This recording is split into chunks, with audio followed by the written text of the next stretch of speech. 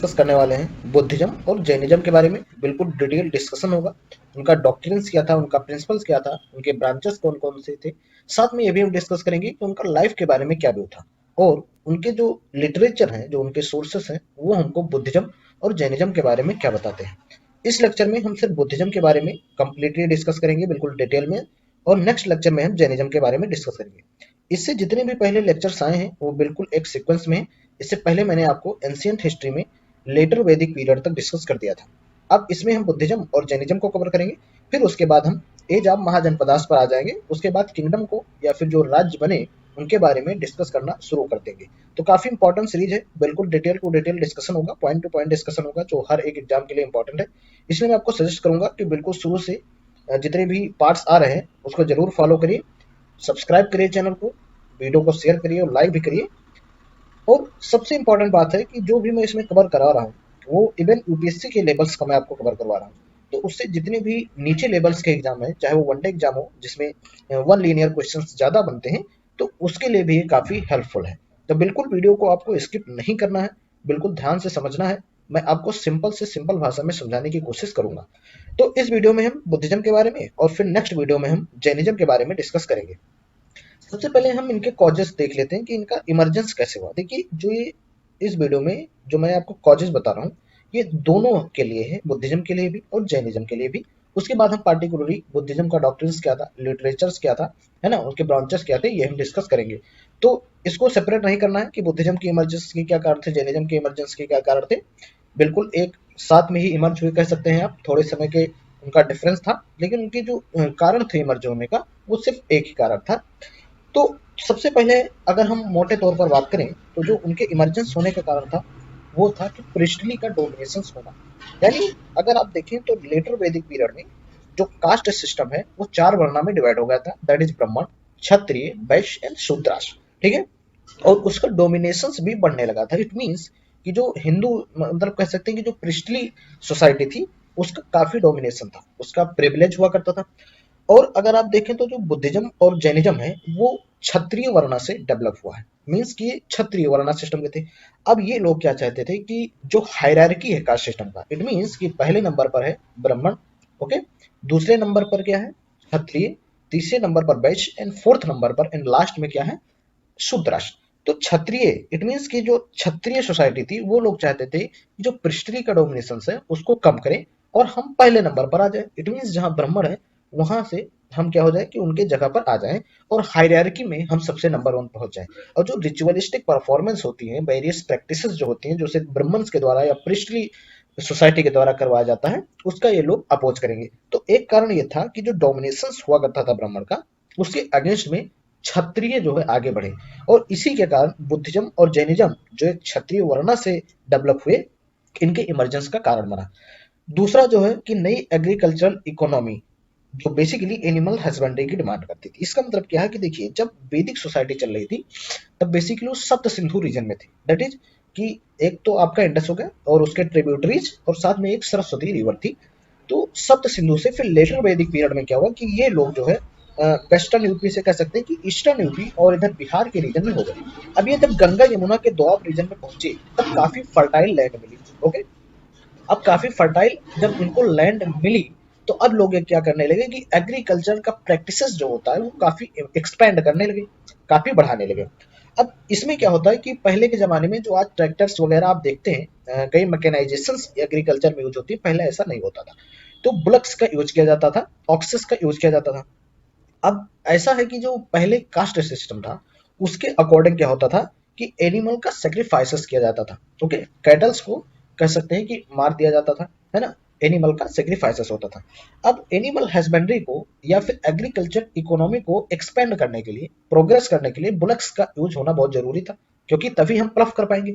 और लेटर वैदिक या वैदिक पीरियड में आयरन का भी डेवलपमेंट हो चुका था, तो इसलिए, और फर्टाइल लैंड भी मिल गया था, तो इसलिए इकोनॉमी को, एग्रीकल्चर इकोनॉमी को एक्सपेंड करने का स्कोप जो है सबसे ज्यादा हो चुका था।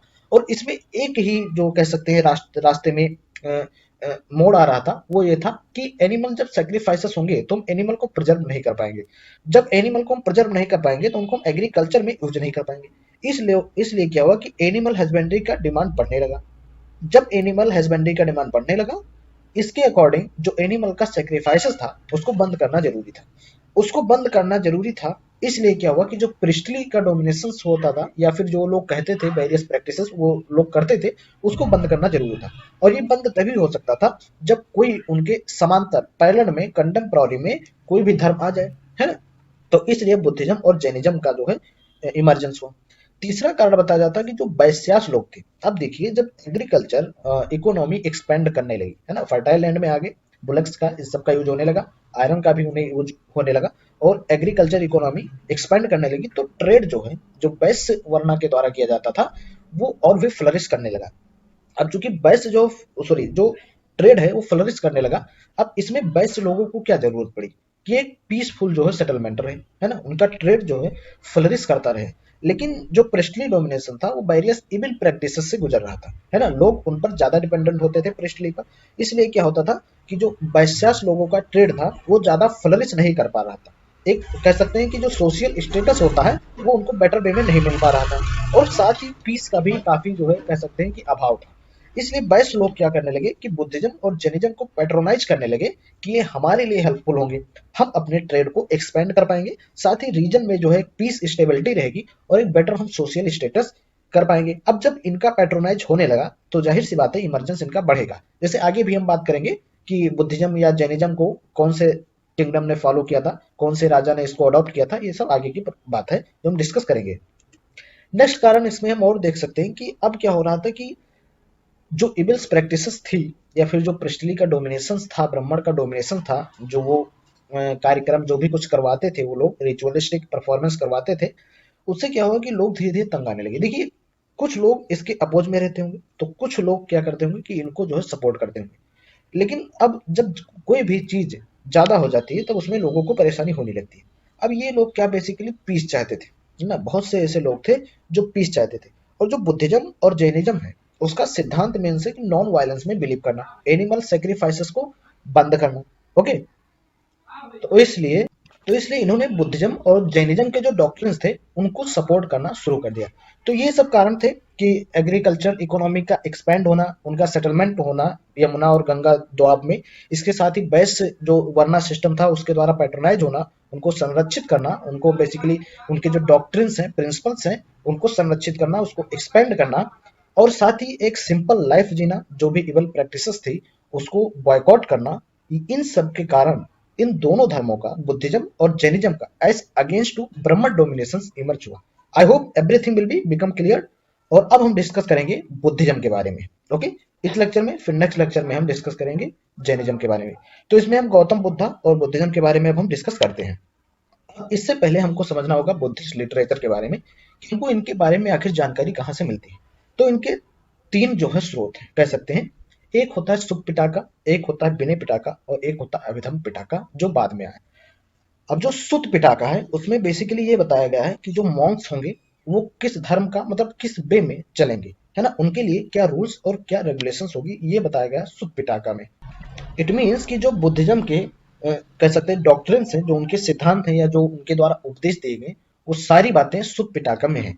अब इनको 5 कलेक्शंस में बांटा गया है। एक है दीघा निकाय, एक है मध्यमा निकाय, एक है संयुता निकाय, एक है अंगुत्तरा निकाय एंड एक है कुड्डका निकाय। ये सिर्फ आपको याद रखना है ना। ये कुड्डका निकाय फिर फर्दर 15 बुक में डिवाइड किया गया है, जो नीचे आपको दिया हुआ है, यहाँ आप स्क्रीनशॉट ले सकते हैं या समझ सकते हैं।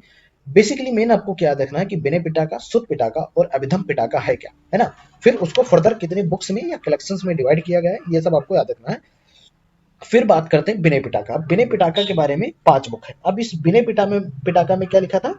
विनय पिटाका में बेसिकली लिखा था कि जो बौद्ध के संगठन, इट मीन जो कह सकते हैं कि बुद्ध के संघ बने हुए थे उनके लिए क्या रूल्स और क्या रेगुलेशन होंगे, किस सिद्धांत पर वो चलेंगे और किस तरह उसको ऑर्गेनाइज किया जाएगा, इनके बारे में विनय पिटाका में दिया हुआ है। किसके बारे में? बुद्ध संघ के बारे में।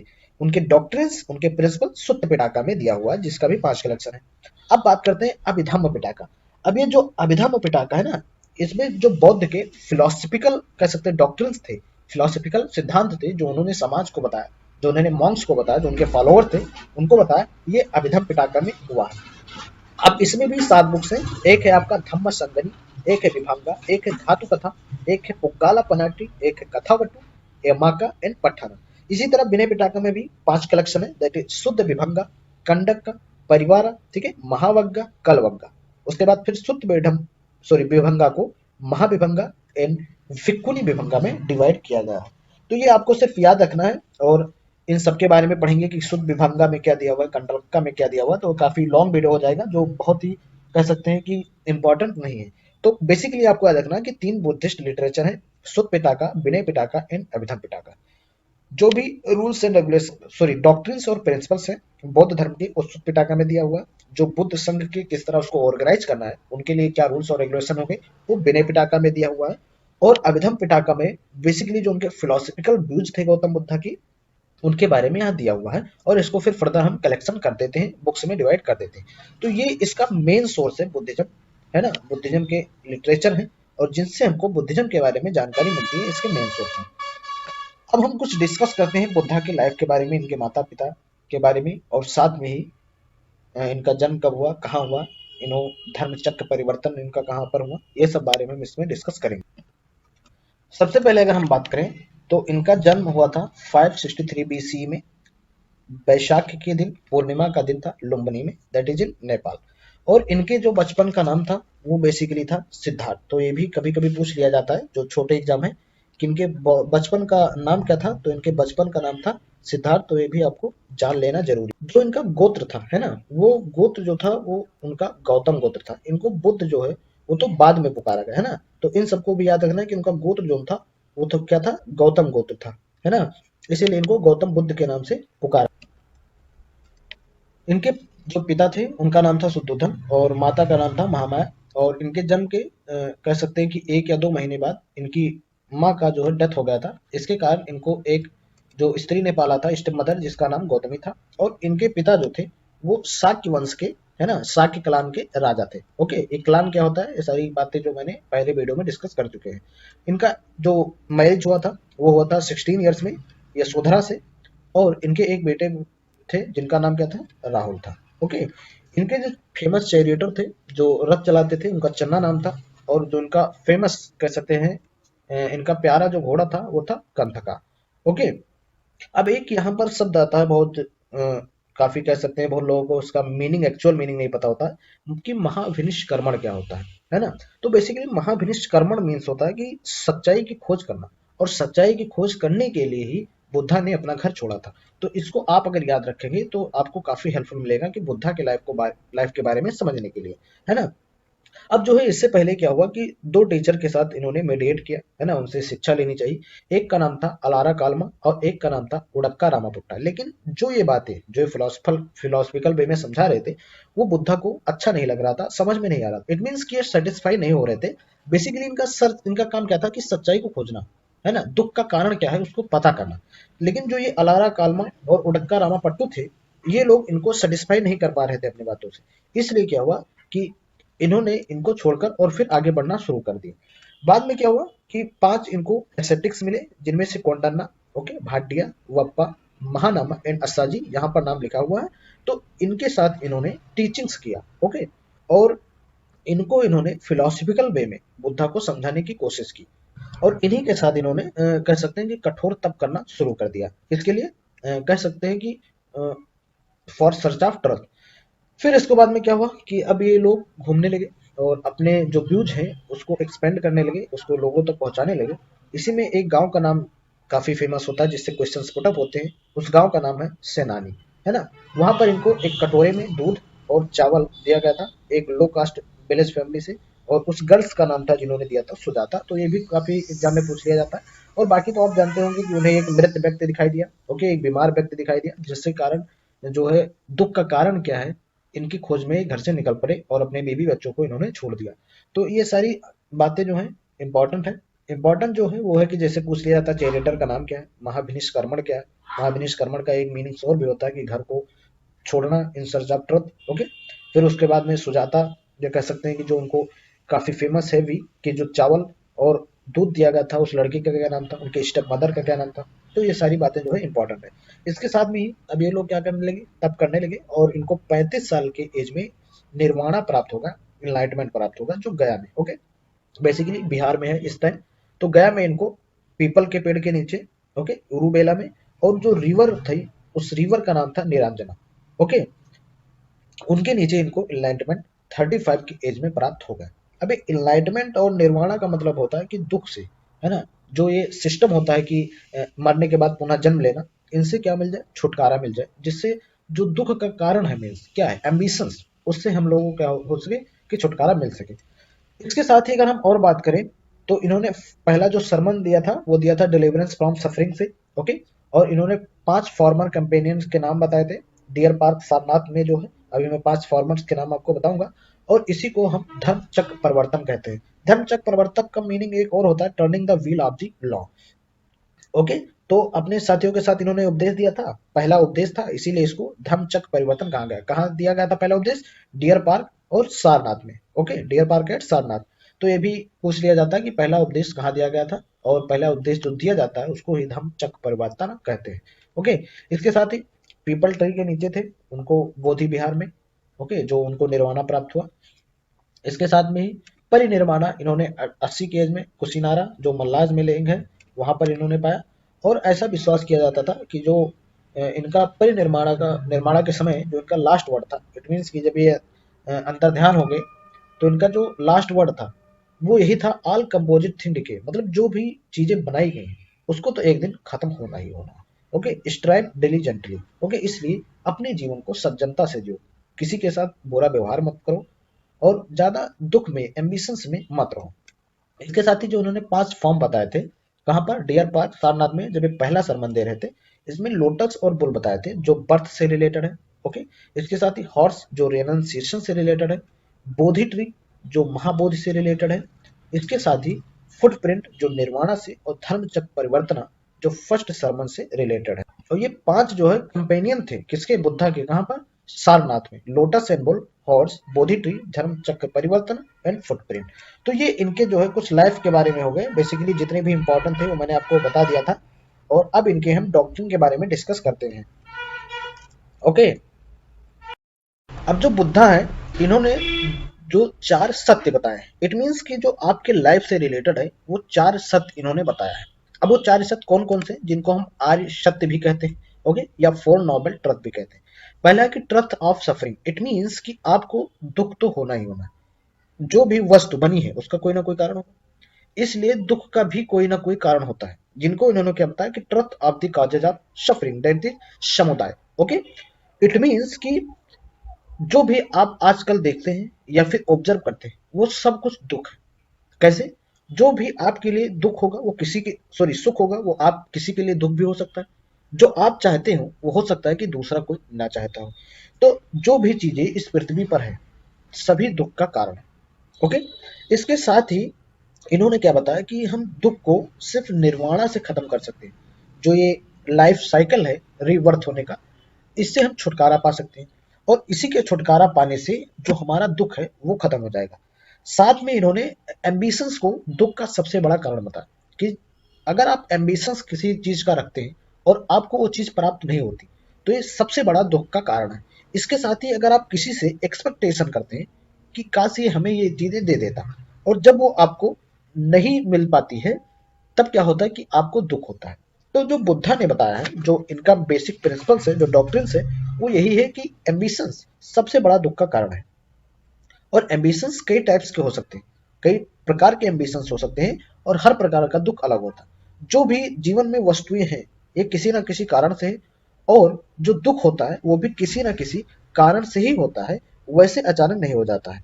और अगर दुख को समाप्त करना है, दुख को खत्म करना है कि, तो जो ये लाइफ का रीबर्थ वाला लाइफ साइकिल वाला सिस्टम है इसको खत्म करना होगा और निर्वाण की अवस्था में जाना होगा। ओके, इसके लिए इन्होंने सफरिंग को एंड करने के लिए अष्टांगिका मार्ग बताया है। अभी अष्टांगिका मार्ग क्या होते हैं ये भी मैं आपको बताता हूँ। आप ये समझ गए कि जो उनका मेन कारण था वो यही था, मेन कहना था, कह सकते हैं इनका, कि जो दुख का कारण है वो एम्बिशंस है, जो वेरियस टाइप्स के होती है, एक्सपेक्टेशंस है ना, जो भी वेरियस टाइप्स की होती है जो हम दूसरों से करते हैं।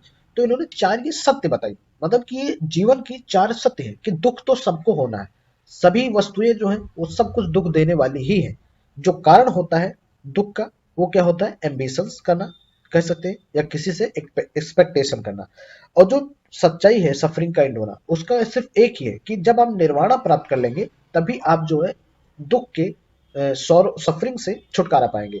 और इसके लिए इन्होंने अष्टांगिका मार्गदर्शन बताया है कि अगर आप इस अष्टांगिका मार्ग पर चलते हैं, जो 8 मार्ग बताया गया है, तो आपका दुख जो है वो खत्म हो सकता है, और जो ये लाइफ साइकिल वाला है सिस्टम, रीबर्थ वाला, इससे भी आपको छुटकारा मिल सकता है। इन्होंने क्या बताया कि राइट अंडरस्टैंडिंग होनी चाहिए। अब ये राइट अंडरस्टैंडिंग मीन्स क्या होना होता है, इसको बहुत जरूरी है समझना। ओके, कि आप तुरंत जो है किसी भी रिजल्ट पर नहीं पहुंचिए, पहले आप उसको अच्छी तरह से समझिए। जैसे क्या होता है कि अच्छा व्यक्ति वही होता है जो अच्छी तरह से सुनता है और उसके बाद में अच्छी तरह से रिएक्ट करता है। अगर आपके दो लोगों के बीच में बातें चल रही और आप बीच में, या आप या जो आपके साथ बात कर रहा है, अगर बीच में आप इंटरप्शंस कर रहे हैं, तो आपके बीच में राइट अंडरस्टैंडिंग नहीं हो पाएगी। इसलिए सबसे पहले आपको जरूरी है कि राइट अंडरस्टैंडिंग डेवलप करना, समझना। जैसे मान लीजिए फॉर एग्जांपल मैं आपको समझाता हूँ कि अगर राइट अंडरस्टैंडिंग नहीं है तो लोगों के बीच में झगड़े हो जाते हैं। जब लोगों के बीच में झगड़े हो जाएंगे, तब ये भी तो एक दुख का कारण बनेगा, है ना? तो इसलिए कहते हैं कि राइट अंडरस्टैंडिंग होना बहुत जरूरी है। दूसरा अगर हम बात करें तो राइट थॉट होना बहुत जरूरी है। अक्सर क्या होता है कि हम लोगों को देखकर उनके बारे में अंदाजा लगा लेते हैं कि हाँ ये ऐसा होगा। मे बी वो ऐसा ना भी हो, मे बी इससे अच्छा हो, मे बी इससे बुरा भी हो सकता है। तो हमको राइट थॉट बहुत जरूरी है। और इसके साथ में इन्होंने बताया कि राइट स्पीच होना चाहिए। जो भी आप बोले उससे किसी को दुख ना पहुंचे। साथ में जो भी आप बोले उससे बाद में आपको रिग्रेट फील ना हो। तो आपको एक राइट स्पीच देना है। ओके, मीठा बोलना है, किसी से भी कड़वा शब्द नहीं बोलना है। इसके साथ में राइट एक्शन इन्होंने बताया है। अब ये राइट एक्शंस को किस तरह से हम समझेंगे? तो जो राइट एक्शंस होता है कि ऐसा होता है कि जो अमीर तबके के लोग होते हैं वो गरीबों को परेशान करते हैं, ये बिल्कुल राइट बात है। बुद्धा के अनुसार क्या कहना है कि आपको राइट एक्शंस लेना है। इट मीन्स किसी को आपको परेशान नहीं करना। अगर आपसे वो व्यक्ति कमजोर है तो आप उसका एक्सप्लॉयटेशन मत करिए, आप उसको परेशान मत करिए। जो सोशल इश्यूज होते हैं उन पर फोकस करिए, उन्हें दूर करने की कोशिश कीजिए, और एक आप प्रॉपर वे में एक राइट एक्शंस लें जिससे प्रॉब्लम सॉल्व हो सके। इसके साथ में राइट लाइवलीहुड को बताएं। इन्होंने इसमें बताया कि जो राइट लाइवलीहुड बेसिकली होता है वो सिंपल लाइफ के बारे में इन्होंने डिस्क्राइब किया है कि बहुत जो है सिंपल लाइफ जीना ही चाहिए। अगर आप जैसे देखें कि इस समय इन्वायरमेंटल का जो है काफी इशू चल रहा है ना, कि जो अर्थ का टेम्परेचर है वो बेसिकली बढ़ रहा है, इसके लिए कई कन्वेंशंस लाए गए, है ना? तो बेसिकली इनका मतलब है कि जो आजकल आप इलेक्ट्रिक्स गैजेट्स देखते हैं, इनके कारण जो है कई टाइप्स के गैसेस निकलती हैं जो लाइवलीहुड के लिए बहुत ही खतरनाक है। इसलिए क्या है कि अपना जीवन जो है सिंपल रखिए, जिससे समाज को भी हानि ना हो, है ना?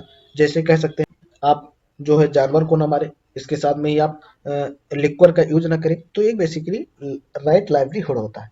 नेक्स्ट हमारा राइट इफर्ट मीन्स कि अपना इफर्ट जो है वो सही एक्शंस पे लाना, अपना एफर्ट जो है वो सही लगाना। ओके, और फिर है राइट माइंडफुलनेस। अब बहुत लोगों के बीच में क्या होता है कि बहुत लोगों के दिमाग में निगेटिविटी भरी रहती है।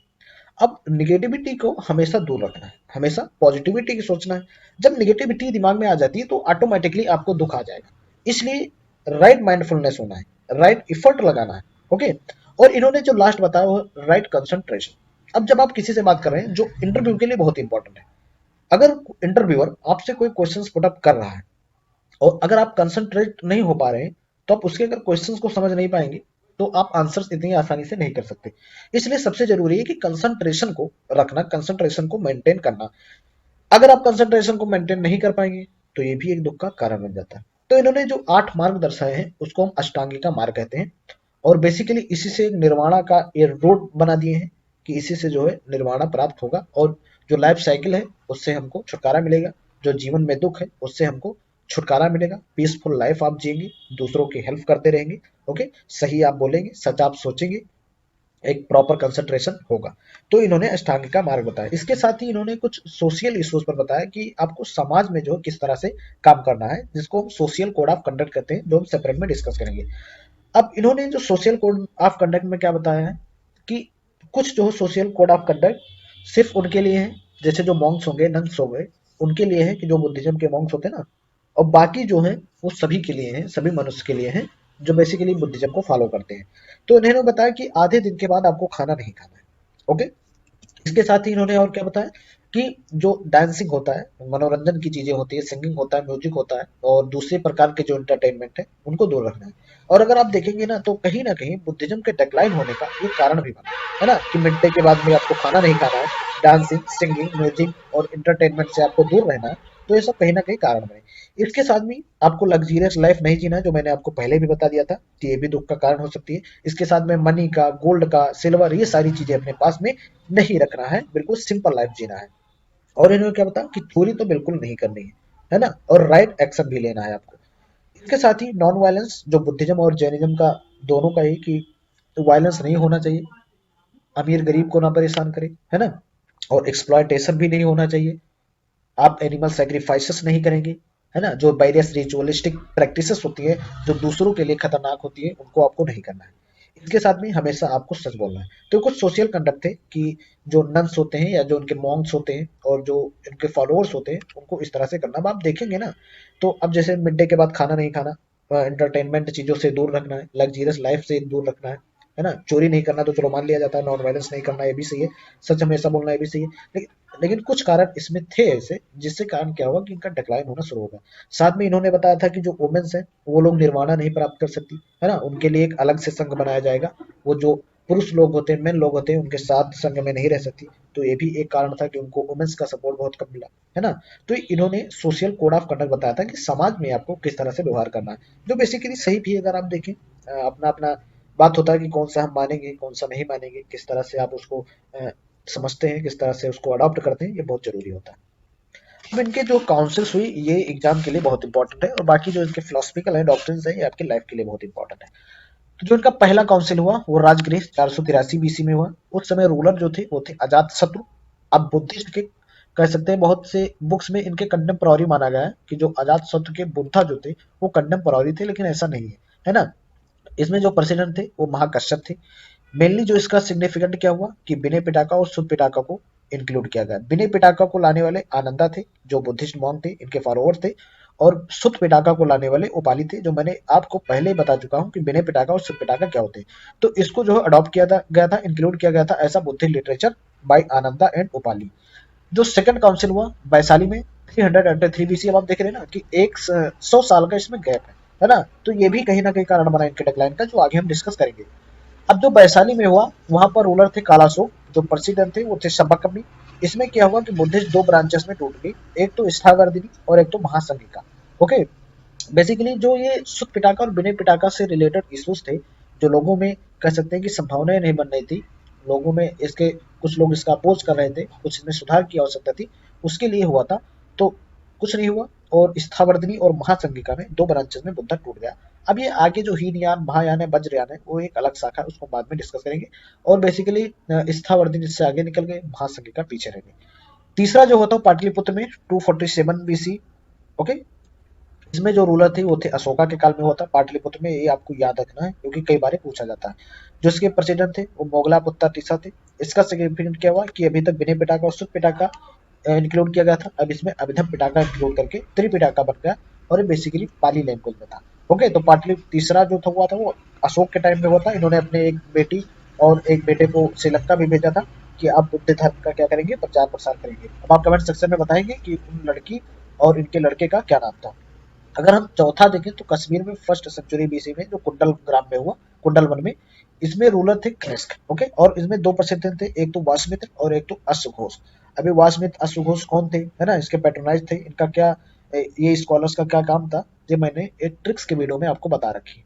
अब इसमें जो है बुद्धिस्ट डिवाइड होगा कहाँ, महायाना और हीनयाना में, जो आगे हम डिस्कस करेंगे कि महायाना, हीनयाना और वज्रयाना में क्या डिफरेंसेस है, ये हम आपको बताएंगे। बेसिकली महायाना और हीनयाना और वज्रयाना, ये आप सीक्वेंस में देखें तो महायाना सबसे बड़ा है, जो बेसिकली कह सकते हैं कि जो बुद्धिज्म के एज इट इज, जो उनके सिद्धांत थे, उनके प्रिंसिपल थे, उनको फॉलो करते थे।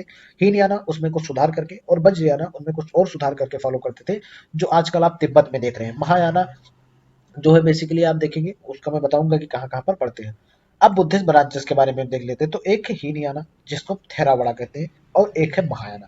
जो हीनयाना होता है इसका मीनिंग्स होता है लेजर पाथ, कभी कभी ये पूछ लिया जाता है। ओके, और ये डॉक्ट्रिन्स ऑफ एल्डर, मतलब कि जो बड़ों का सिद्धांत है उन पर ये चलते हैं। इनको ऑर्थोडॉक्स स्कूल कहा जाता है, क्योंकि जो बुद्धिस्ट के टीचिंग है गौतम बुद्धा के, वो उनमें ये कोई चेंजेस नहीं करना चाहते, एज इट इज उसको स्वीकार करते हैं। ओके, ये इनका कहना है कि जो थेरावाडा यानी हीनयाना है वो ओरिजिनल स्कूल है किसके, बुद्धिस्ट फिलॉसफी का, जबकि महायाना इससे बाद में अलग हुआ।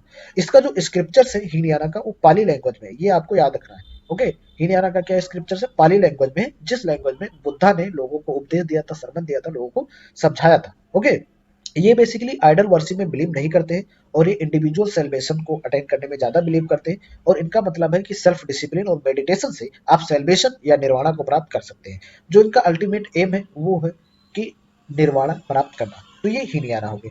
अब हम बात करते हैं महायाना का। देखिए डिफरेंस आपको बहुत ध्यान से समझना है, एक नहीं, दो बार नहीं, 3 बार आपको रिवाइज करना है तो आपको डिफरेंस पता चल जाएगा। अभी जो महायाना होता है इनको हम ग्रेटर पाथ, जबकि हीनयाना को हम लेजर पाथ कहते थे। जो महायाना और हीनयाना है ये महायाना स्कूल के द्वारा दिया गया है ना, क्योंकि जब बेसिकली बाद में डिवाइड हुए तब इनको महायाना कर दिया गया, उसको हीनयाना कर दिया गया। ये हेटेरोडॉक्स स्कूल बुद्धिस्ट फिलोसफी के हैं, है ना। ये जो है हीनयाना के बाद में इमर्ज हुए और इनका एज इट इज जो प्रिंसिपल्स या डॉक्टर्स दिए गए थे, जो बुद्धा के द्वारा उपदेश दिए गए थे, उनको एज इट इज नहीं स्वीकार करते, उनमें कुछ चेंजेस करके स्वीकार करते हैं। इसके दो जो है चीफ फिलोसफिकल स्कूल है, एक है मध्यमिका, एक है योगाचार्य। तो अगर कभी पूछ लिया जाता है एग्जाम में कि इसके दो चीफ फिलोसफिकल स्कूल कौन थे, तो आपको बताना है मध्यमिका एंड योगाचार्य। ओके, ये इंपॉर्टेंट है।